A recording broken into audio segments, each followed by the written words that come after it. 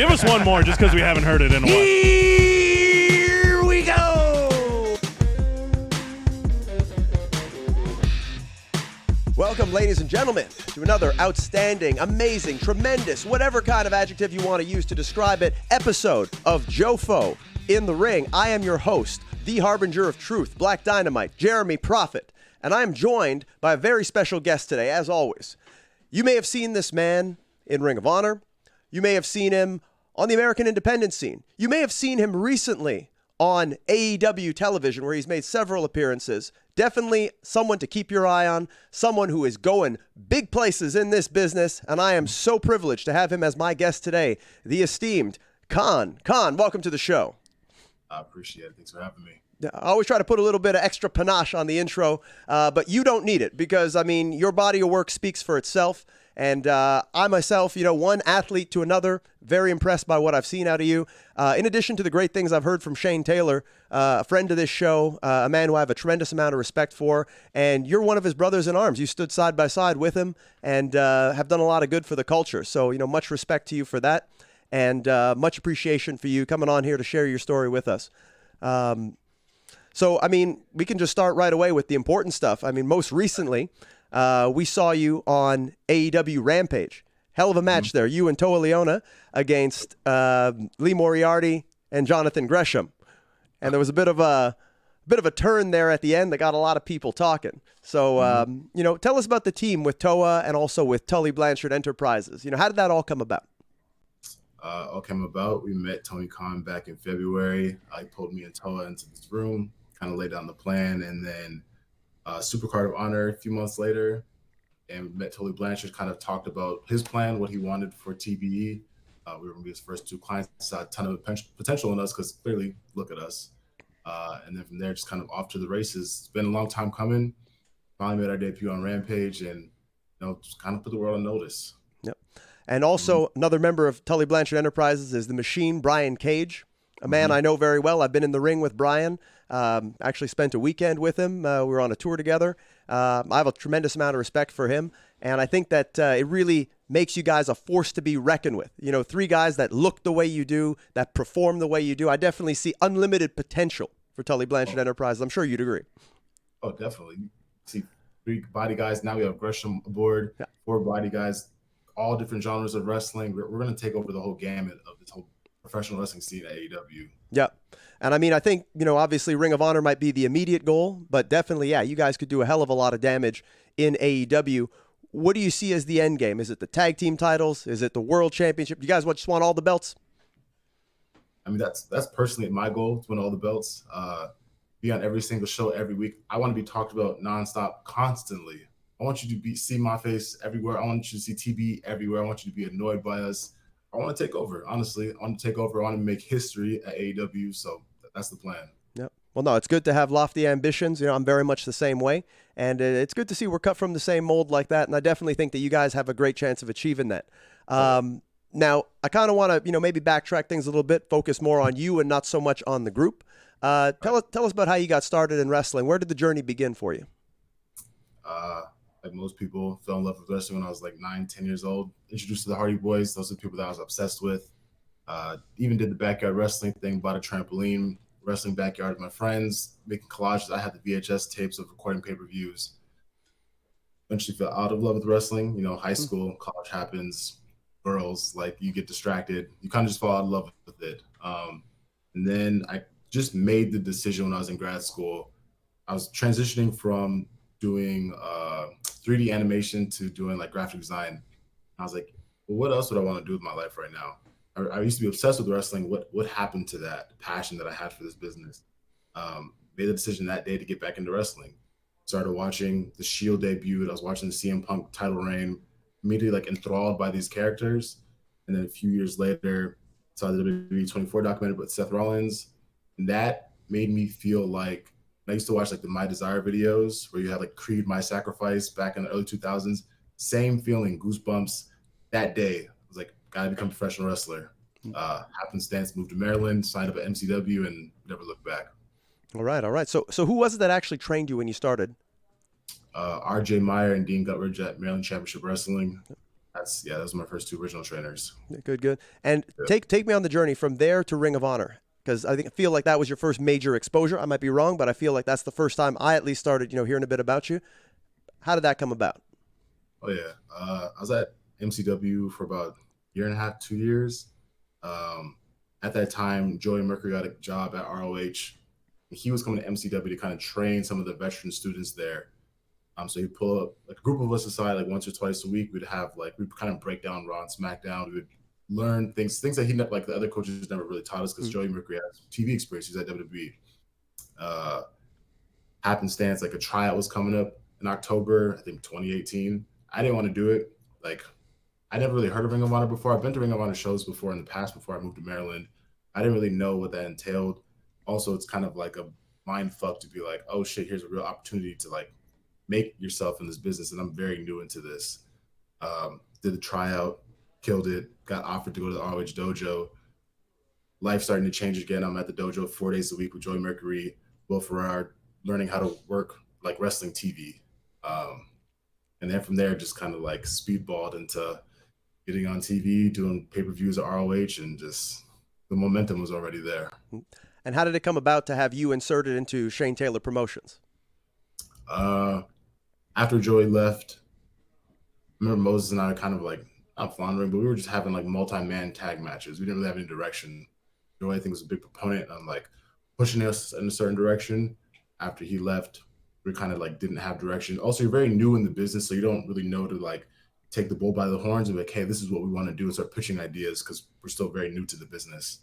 We were at a taping, I believe, in maybe Columbus, and Shane approaches about this idea that he had. Like, he wanted to start Shane Taylor Promotions, and they saw how ruthless and aggressive our style was, and he thought that would fit for the brand.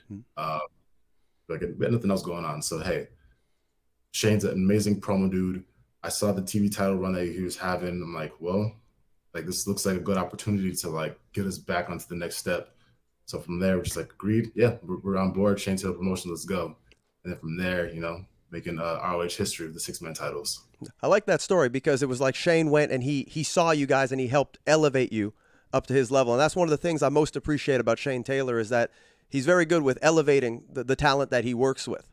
And, just to put it plainly, seeing 4 guys of color out there representing, 5 even, if I'm not mistaken, going out there doing their thing, I think it's great. And I think that Ring of Honor was one of the best companies for utilizing black talent, utilizing people of color in prominent positions, whether it be you guys with STP, whether it be Gresham, Jay Lethal, at a time where, a lot of companies, they kind of weren't doing that. You'd look at the champions throughout the business and guys who were on top, and it was fairly whitewashed. I'm a very outspoken proponent about that, because, it's just something that even here in Canada, we're broadcast out of Montreal, Quebec, Canada, the Canadian independent scene, deals with that a lot too. Not a lot of people realize that it's pretty whitewashed out here, even throughout history. So Gotcha. I think that it's amazing that Ring of Honor, was pushing talents of color to the forefront. And, you happen to be a part of that. But I think that that's something a lot of companies could have learned from. Did you feel it at the time, or was it just, this is just business as usual? I kind of felt it a little bit. And like, honestly, I mean, the Hurt Business was happening at the same time too. Lashley won the belt. So I would say that other like, people talk about race in this like this business. Like, Hurt Business was a thing during the whole pandemic era. We had the Hurt Business and STP like running the same gamut, just in different companies. But I kind of like started feeling the impact of what that did for people. Like, scrolling Twitter, on Instagram, seeing how people were so proud of like the representation that we had. And like, I get it, because like when Kofi won the belt in WWE, like, I shed tears that day. You never like think to see those moments and like how much that actually truly means to you until it happens. So to like see us on the 6-man title run, making noise, people on Twitter like, damn, you're making my day to see 4 or 5 young black men on television like killing it in this business. You never really saw that before 10 years ago. That's just super heartwarming to feel, honestly. I never thought I'd be a part of something like that. Yeah, no, and you guys did a great thing. And believe me, I've talked to people all over the world and talk about wrestling, being, a journalist and a performer myself. And what you guys are doing is amazing. We felt it all the way here. So, big ups to you for that. One of the things I heard recently was actually during your match on Rampage. I feel like Excalibur made a comment saying something along the lines of you're Cameroonian. Is that correct? Cameroonian royalty is what he said. Yeah, it's Caprice Coleman. Oh, it's Caprice? Okay. Yeah, I'm a real-life Cameroonian prince. My dad's from a small village called Bua in Cameroon, where my grandfather was the chief of our village, and that's the way that breaks down. After my grandfather passed, I'm a prince there. So when I went back there a decade ago, you have like butlers, servants. You have this huge mansion where you don't have to like lift a finger because people are doing everything for you. It's kind of surreal. But yeah, I tell people that, and they're just like, people can't fathom that for some reason. Like, you have like the queen or whatever, but when it comes to like African royalty, that's so preposterous. But no, that's a real thing. Yeah. So you're like the real life Prince Nana. I actually hit up Prince Nana because I was like, oh man, I've seen some of your stuff in like the old ROH archives. Like, it's cool to see you out here doing some stuff. Yeah, cool. So I mean, let's talk a little bit about AEW since we're on the subject, because obviously you had that match on Rampage. But to those who follow AEW TV religiously, even through the YouTube and whatnot, you had been making regular appearances already on Dark and I believe on Elevation. I recall when you had faced Andrade, and you had a lengthy match with Adam Cole as well. I think you had a few other appearances. So going from Ring of Honor ceasing operations, at least temporarily, to getting those opportunities with AEW, take us on that journey. How did that come about? So like right after the infamous call about ceasing operations at ROH, the next taping, someone got pulled me aside in the hall and was like, hey, AEW is interested in you. Just so you know, you should reach out to this person. So I did. Kind of worked out where after Final Battle, they were in Garland, Texas, like a few days after that. I live in San Antonio. Got in contact with them, like, hey, come to the show and we'll see what can happen. I've been watching Dark religiously since it came out, just because it's just like AEW is a brand new thing. I never was a fan of WCW, only WWE. AEW happens and you're like, oh, this whole new way to view professional wrestling. Go to Garland, opportunity comes up to wrestle Andrade. And again, I've been studying these Dark matches. Like, I know what they're typically used for. So I'm like, all right, how can I be different and make a moment? I like people feeling the emotion when I perform. I don't care about doing super crazy shit. I want people to feel that. I want people to buy in and remember me and remember how I beat the shit out of somebody. Like, that's what I care about. So how can I make a moment in 3 minutes? I think I did. Who the hell would think to slap Andrade? I would, because I have the balls to do it. What the hell is he going to do? He's going to slap me back, but like, I'm not going to back down from anybody. So did well with that one. Got Kazarian, got Adam Cole, same thing. The mentality of, I'm here to fucking bust my ass. I'm here to prove myself. I know I look like a goddamn star. I don't care who I'm wrestling on these shows. I'm not going to pull myself back and like get in this pecking order. No, I'm fucking here to take your goddamn job, or at least get signed. Like, I'm not here to do these damn tapings and just lose 6 times. Like, that's not happening to me. So I definitely went out there and proved myself to the point of Tony contacted me right after the Adam Cole match, like, holy shit. I don't think he was expecting me to swing for the fences and hit Adam as hard as I did. So definitely proved the point. So was that the conversation we talked about earlier? You said it happened in February where they said we had this idea. Was that, because I feel that timeline kind of lines up? I actually talked to Tony twice. Talked to him after that Dark match with Adam, and then they brought me out to DC to, kind of officially put some pen to paper. Yeah. So is it an official all elite deal, or is this like a Ring of Honor? Is there a difference between the two? Honestly, I don't know. Like, I know we debuted at Supercard, but we debuted on Rampage. There's no ROH TV, in my opinion. So who do I sign a deal with? I mean, not trying to put you on the spot or anything, but like, is it worded AEW on the deal, or is it worded like Ring of Honor? What's In my opinion, I signed to AEW. Okay. AEW's signed me because I didn't know they were buying Ring of Honor until like a month later. So your deal with AEW, I guess we can say right now, it preceded the purchase of Ring of Honor, or the official announcement of the purchase of Ring of Honor. I guess you could say that. So, yeah, and I don't want to put you in any uncomfortable. If there's like a non-disclosure portion of it, I don't want you to screw that up because of a show with a couple thousand followers. So I respect that. But that's cool. That's cool to know that you had that job security, that job safety with Ring of Honor potentially becoming obsolete, which obviously it didn't, but knowing that AEW saw something in you and had your back. Was there any discussion with your fellow members of Shane Taylor Promotions about that? Was there any talk there? In terms of what, like us going as a group, or like them having also opportunities there? Well, just to put it plainly, I mean, it's kind of interesting that, you know, you kind of broke away from the group, and now you're part of another group. Now you're featured in AEW, and it was such a close-knit group that I feel like people kind of, you know, were assuming that they'd all go as a unit once, you know, AEW took over Ring of Honor. But, you know, you were the one who broke away. Was there any talk amongst you guys? Was there any congratulations? You know, anything at all? Yeah, like those are my boys. Like, they congratulated me. We're all brothers, and like everything was fucking great. I know we talked about it. I think maybe Shane talked about it before too. Yes, the goal was to like ultimately go somewhere together, but also we realized let's bring 4 or 5 people into a company, which logistically might not actually happen. But if someone goes here, someone goes there, someone goes there, that's still STP. Like, that's still family. Also, this is a business, so like at the end of the day, when people are like, hey, they see opportunity for you at AEW, and like maybe other dudes have conversations too, but like it didn't get as far as me. Like, they also have opportunities to impact MLW. It's a business. Like, I needed to take that step, which I did. So no hard feelings. Like, we're all great. I talked to everybody. So good. And do you foresee your fellow brothers in STP maybe getting those same opportunities with AEW? You feel there's a place for them there?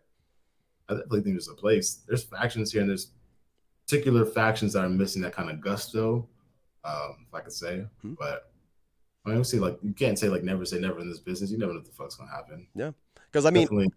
I was gonna say, because I could easily see, you know, the other guys from STP showing up, maybe even showing up in Ring of Honor. There could be a built-in story right there. Maybe you guys capture the 6-man titles if they're still going to be around. They come and they say, hey, you know, you're the traitor, you're the Judas. You know, we want to come back and settle the score. I could see that being a money storyline. Well, I bet like anyone can book these like multiverse type of storylines, but I don't have the pencil. So it's the man who bought the company, who signed people's checks, that can make those decisions. Yeah, and that's cool to hear. I mean, one of the things that shocks me in what you're saying, and maybe I just interpreted it wrong, but when you did that match with Adam Cole, you said that's when Tony talked to you. What was Tony? Was Tony actually there? He was present at the Dark taping. I think he's at all of them. Oh, cool. Yeah. No, it's good to know. It's good to know with so much on his plate. You know, Jacksonville Jaguars, AEW, all that. He still has the time to go to. That was in Orlando, I think, right? Yeah, I don't know how the man has the time to do everything, but kudos to him, because I already be losing my mind trying to schedule these bookings sometimes. It's a lot. No, but it's good, and I think there's an important lesson there, is that, you know, you never know who's watching, you never know when that opportunity is going to come, so you always got to be ready to perform and make yourself stand out, and you've done a tremendous job of that. Where do you feel that comes from? Oh man, there is. Again, I've been dreaming of this since I was a child, and when I got to this point in my life to become a professional wrestler, I feel like a lot of people have like naysayers, right? There's people that like don't support you, don't believe in you, and I'm petty to the extent of there's a few people that didn't like. You tell someone that you want to be a professional wrestler, it's like telling them I want to be a fucking rock star or actor, and they're like, oh, okay, yeah, sure. Those people telling me that at that time in my life, I was like, whew, you fucking just pissed me off, and I'm going to prove you wrong. Like, that's always been in the back of my mind, where I just like have not stopped grinding away. And I also realized that people can do this for a decade, 15 years, 20 years before they really make it big. I was prepared to fucking grind this out to get to this point. I'm very fortunate in my situation, but I've also worked my fucking ass off, working multiple like full-time jobs to pull this shit the fuck off. Like, I've grinded my life away, and I also took the necessary steps to get to this point in my career. In Maryland for a couple of years, I was taught, hey, you need to get out there and hit those indies, hit the road. That's what people back in the day did. They traveled the towns, right? I think people get comfortable and get complacent, and they don't do that shit. I'm like, all right, well, pandemic happens. There's no wrestling in Baltimore. I'm gonna move to fucking Texas. I'm gonna take over Texas. Like, I'm getting out there, I'm meeting people, networking, stepping out of my comfort zone every fucking week, because I don't like talking to people. I have real friends. And like, I need to do that because I have an ambition and a goal to be a fucking one of the best in this business. That's the mentality. Like, that's what I truly want. Somewhere that's deep down in here, like, that, watching the Michael Jordan documentary a couple times, Last Dance, hearing how that man approached fucking basketball, listening to Kobe Bryant, how he approached basketball.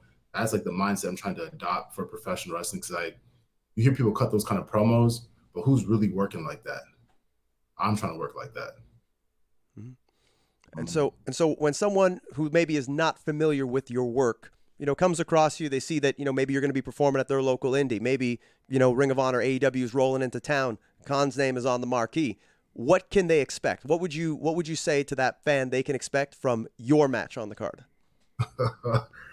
It definitely depends on the role of that day, but physicality, unmatched, aggressiveness, making this look and be as believable and real as possible. You're gonna feel something at the end of the day when you watch me perform. You're not gonna see me do no fucking backflip off the top rope, but you're gonna be like, damn, this dude's actually gonna beat the fuck out this man, and like, hopefully this dude can fight back and like take it to him. Or you're gonna be feeling sympathy for me and like, damn, I just want to see Kaun like get back up. He's fighting for everything that he has. I want you to feel something. That's what Jeff Hardy did for me as a kid. He made me feel something. Watching him wrestle The Undertaker, I'll never forget that ladder match. Like, he even lost, but like in him losing and hearing JR on commentary and this dude standing up, Taker, you can't fucking break me. I'll never forget that. Like, I want people to feel that way. I want kids and like the fans who see my eyes during these matches to feel that way. That's what I care about. And it's interesting you bring up Jeff, because there's a very good chance with him being a part of AEW, you guys may get a match one day, if you haven't already had one. Have you faced Jeff yet? I have not, but I've definitely met him twice. Super surreal. The first time I was at Maryland Championship Wrestling, when you're like the students who sit in the cage, you're like the security, right? The boys that are working. And it was when it was like the Ultimate Deletion happening. Like, sold out, packed buildings, a couple thousand people in fucking Joppa Arena. I think like they renamed it now. But it's like seeing the Hardy Boys up live in person, like close like that, 10 feet away. Man, that was just insane. Saw them in passing at AEW. Like, hopefully, fingers crossed. I know they're on their final run. I guess you could say that's what they're talking about, but you never know. Yeah, well, I mean, the run might kind of be, might have hit a bit of a speed bump here, but I don't doubt that we'll see him back. We haven't seen the last of Jeff. Matt's still there, going strong, doing some fantastic work.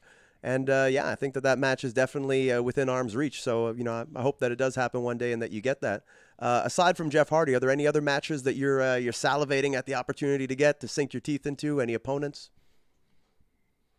I'm not really sure. I think everybody on the roster presents like a unique type of matchup, especially with Toa and myself. And I'm happy that Roosh is there. Roosh and Andrade. I wrestled Roosh before, like an 8-man tag, but like never really got to work with him. And I wrestled Andrade in that dark match, but like to have those two dudes in like a real tag match, that would be some hard hitting, some fun shit, honestly. Yep. Cool. And definitely if you guys are doing either tags or 6-mans, it opens up a lot of opportunities. I kind of glossed over it a little bit at the start of the interview, but what are your thoughts on working with Brian Cage? Had you known Cage before they put you guys together? I've never met him before until TBE. Dope dude, fucking jacked as hell. Like, definitely trying to take some workout advice from him in this business for a minute. And like you said, he's the machine. He can do fucking everything. At his size, that's extremely impressive. So definitely excited to work from him. Again, like, I'm working with Tully, Gresham, Brian Cage, 3 people that have tremendous experience in this business, all different kinds of experiences, and I'm just trying to soak in as much as I possibly can. Yeah. I've always been very impressed with Brian. Again, got to work with him, know him really well. Just amazing that a guy at his size and the athleticism that he possesses and the work ethic, in the gym, the nutrition, all of those different things, as a body guy myself, it's amazing to see. And I think that definitely he's a good veteran to have there on your team. And I think that, you guys are a real force to be reckoned with. Even Toa, I don't know Toa as much, but, he's quite a physical specimen, too. He moves really well for a man his size. You guys have a tremendous amount of potential, and I wish you the utmost of success.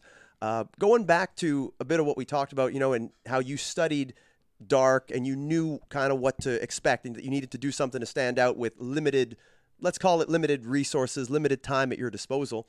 How instrumental were your opponents in, being able to help you showcase what you would need to show to be able to catch the eye of the boss, let's say? I definitely think it was the plan. Like, I had no choice of who I was going to wrestle. I think the first night was actually supposed to be Kazarian, right? I think he was facing everybody on Dark, but I think his flight came in late, so then they threw Andrade in there, and shit, all right, this is the first match for me, then fuck, let's go.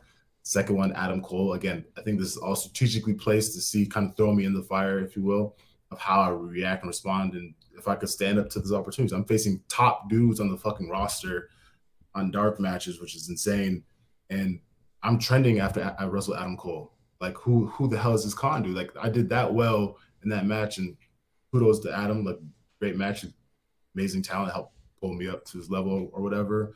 And then I faced Kazarian event at the third taping. I think that was always like the chess game for them. Like, all right, this guy looks great, but can he actually wrestle? Can he work? Can he listen?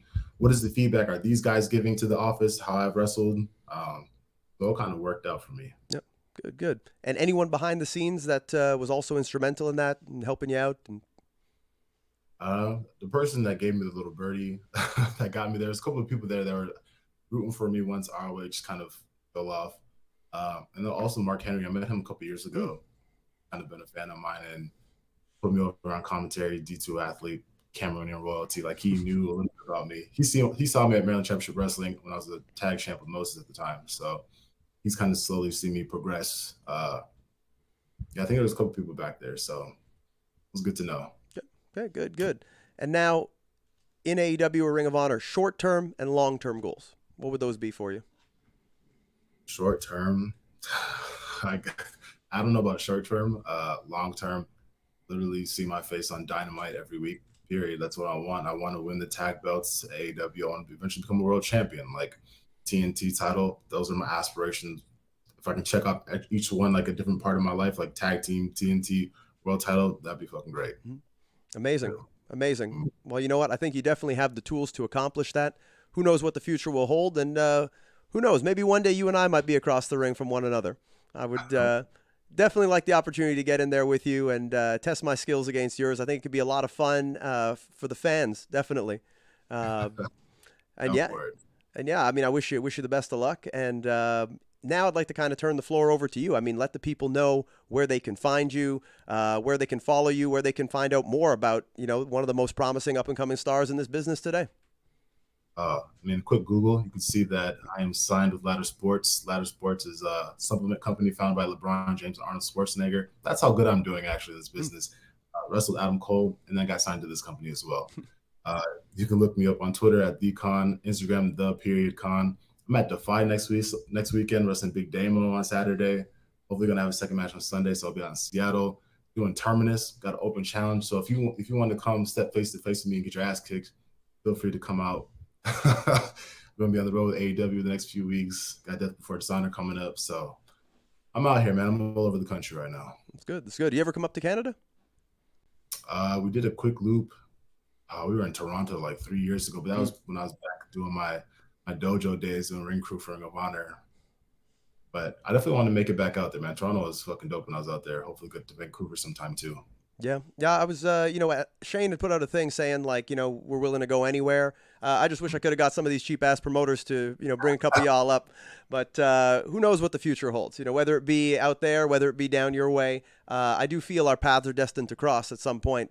Same goes for Shane and his guys. So, it's great to get the chance to talk to you here, learn a little bit more about you, and introduce you to our audience. Hopefully they all decide to follow you. And, hopefully we have a future world champion here.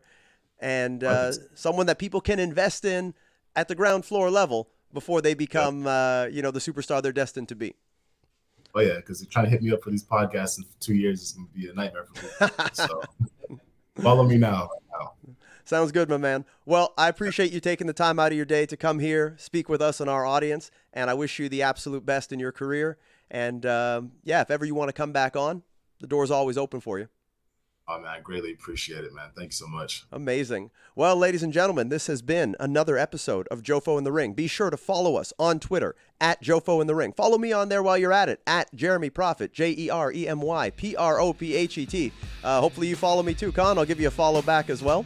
And you can also see us on Instagram, Jofo in the Ring, me @The Real Jeremy Prophet. And as always, here on YouTube, like, subscribe, comment. Even if it's a bad comment, we don't mind. We don't discriminate. And with that, always remember, as we like to say, that wrestling is life.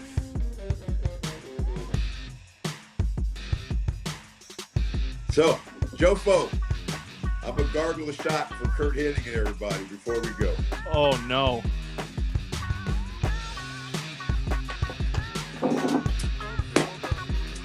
Jofo, thank you guys.